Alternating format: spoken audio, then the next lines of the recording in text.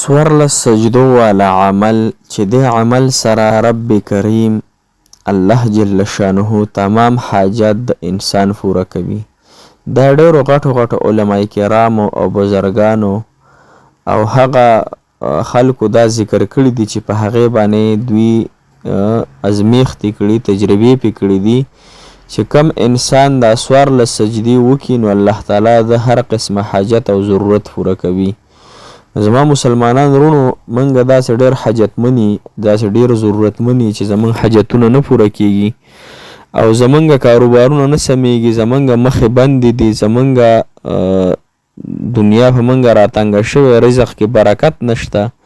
که په کور کې 15 دي 15 وانه لګیا دي، که 10 دي 10 وانه لګیا دي، که یو دی یو لګیا دی، نو دې سره به الله تعالی زمونږ په ژوند کې، زمونږ په کاروبار کې، زمونږ په رشته کې، زمونږ په انګړ او په کور کې به الله تعالی برکتونه راووري.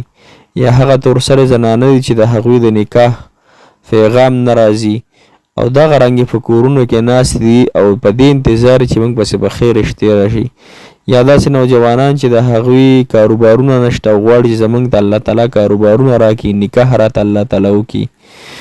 یا بهر ملک څونه مسافر دي، مخې بندې دي، د هغې ټولو د ختمېدو دپاره دا 14 سجدو والا دا عمل تاسو انشاءالله وکړئ. انتهایی اسان دی، الله تعالی به ستاسو دا تمام مشکلات ختم کړي. السلام علیکم ورحمت الله وبرکاتو. ډېرو قدرمندو عزتمندو مسلمانانو، الله مو خوشحاله او باد تر و تازه کامیاب لره. الله تعالی د ټولو مسلمانانو حامی او ناصر مددګار شي. الله دې ستاسو حاجتونه پوره کړي، الله دې ستاسو نکاحګانې وکړي، الله جل شانه دې ستاسو کاروبارونو کې برکت واچي. نن چې زموږ دا کومه وظیفه ده که نه، دا د سجدو والا عمل دی ته ویلی شي. دا انتهایی آسان دی. ټوټل پې ګوره تقریبا یاره نیمه ګنټه به انشاءالله العزیز نه لګي چې په دې نیمه ګنټه کې د تاسو 14 سجدې وکئ. په دې طریقه زه درته ښیم، انشاءالله تاسو به خوشحاله شئ، په تاسو به اساني راشي، ستاسو مشکلات په الله تعالی ختم کړي. صحیح ده؟ وظیفه راته ښیم، راځئ داسې کار به وکئ چې قرآن مجید کې تاسو به تلاوت کړي. چا چې قرآن ویلی که نه، په قرآن کې 14 سجدې دي ټولې. ښه څو دي؟ 14 سجدې دي. یعنی یو آیاتي یا یو نیم آیاتي دغه به تلاوت کې او د هغې نه پس په انسان باندې سجده دا واجب کیږي. نو لومبی خو دا خبره چې سجدې چل لته ښیم چې سجده به څنګه کوئ. نو نیت به دا کوئ، نیت کوم د قرآن د سجدې د تلاوت دپاره. صحیح شو؟ یا پړه کې نیت بس قرآن د تلاوت سجده کوم او بس الله اکبر به نه وی. صحیح شو؟ غوږونو له به ګوتې نه وړئ، سیده به ځې سجدې له او سجده کې به سبحان ربي الاعلی وي او بیا به راپاسئ. دغه طریقې سره به تاسو سجده وکئ. خو اوس چې کومه وظیفه ده نو یعنې د سجدو عمل دی، دا طریقه زده کئ. دا طریقه داسې ده چې ګوره په قرآن کې 14 سجدې دي. د قرآن د اخیری پیج به راواړوئ، کم چې د سورة الناس دقې نه یو پاڼه چې واړوئ دغلته پیج راځي. نو دغلته یې غونډې ذکر کړي چې سجدې په قرآن کې څونه دي او په کم ځای کې دي. صحیح شوه؟ نو تاسو به لومبی کم آیات چې دی د سجدې هغه به تاسو لومبی تلاوت کوئ.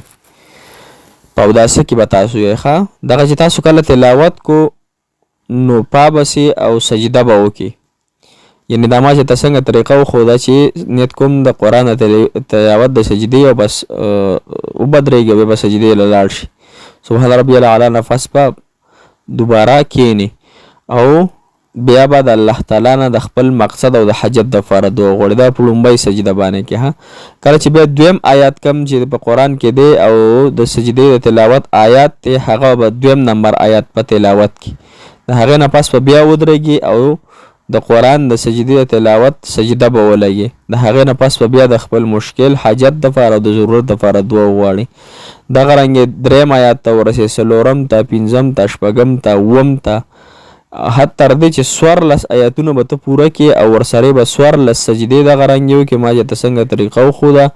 او هرې سجدې نه پس به ته د الله جل شانه نه دغه خپل مقصد او دغه خپل حاجت دعا غواړي. انشاءالله چې دا کله پوره شو که نه دا عملونه، دا 14 سجدې پوره شوې نو پتا به الله تعالی خوشحالي راولي، ستا زړه به خوشحاله شي. خو دا سجده به ته په اطمینان سره لګې، ډېره په خشوع حضور سره به لګې، په قلاره به لګې، او دا به وایې چې زما سر چې دی د الله تعالی په تصور کې به وي که نه، د الله تعالی په خپو کې پروت دی، د الله تعالی په در کې پروت دی، او الله تعالی ما د خپل در نه خالی لاسونه نه بوځي. دی یقین سره، کامل یقین سره او یکشوی سره په دغه ښکلي طریقې سره دا عمل تاسو انشاءالله وکئ. که یو پیره کې هم حاجت پوره نه شو، 2 پیرې وکئ، 3 پیرې وکئ، 4 پیرې وکئ، 7 پیرې وکئ، انشاءالله خامخا به الله تعالی پوره کوي. ها ځکه دا عمل چې چا لیکلی بزرګان کرامو، نو هغوی ډېر په اخلاص او یقین سره دا خبره ذکر کړې چې دا عمل چا هم کړی یا موږ چا ته ښودلی دی، نو الله تعالی هغه خالي لاسونه نه دی بوتلی. لہذا دا عمل تاسو انشاءالله خامخا وکئ، نو ستاسو حاجتونه به الله تعالی پوره کړي. الله مو همیشه دپاره خوشحاله او باد تر و تازه کامیاب لره. انشاءالله موږ له روانه د ویډیو کې ملاقات کیږي. جزاک الله خیره.